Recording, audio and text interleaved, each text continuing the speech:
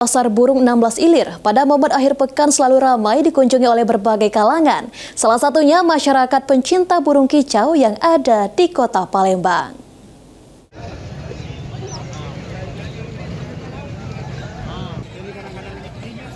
Pasar burung di Pasar 16 Ilir pada momen akhir pekan selalu dipadati pengunjung, mulai dari pengunjung yang hanya sekedar melihat-lihat ataupun pengunjung yang sengaja datang mencari berbagai jenis hewan peliharaan untuk dibawa pulang. Namun dari berbagai peliharaan yang ada, burung kicau menjadi peliharaan yang paling banyak dimintai oleh pecinta burung di Kota Palembang. Mulai dari jenis burung murai batu yang memiliki suara yang nendang, kenari dengan kicau nyaring, hingga kacer yang lincah menjadi incaran bagi para pencinta burung kicau. Soal harga sangat bervariasi, mulai dari puluhan ribu hingga jutaan rupiah. Biasanya semakin unik suaranya atau makin bagus pengalaman kompetisi lomba, maka akan semakin mahal pula harga yang ditawarkan. Salah satu pedagang burung kicau, Yudi, mengaku mampu meraup omset sekitar 1 juta rupiah setiap minggunya dari hasil penjualan burung kicau di Pasar Burung Palembang. Burung-burung jenis kicau lah.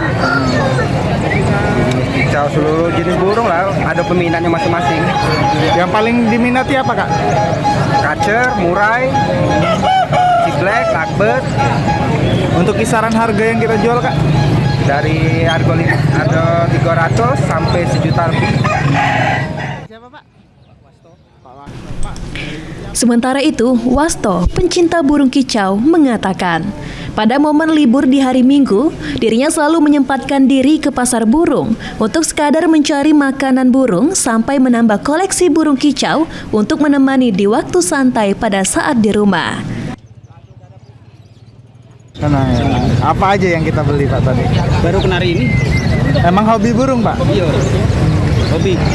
Burung apa aja, Pak, yang biasa menjadi koleksi kita? Kalau di rumah ada murai batu, ada kacer, kenari juga ada.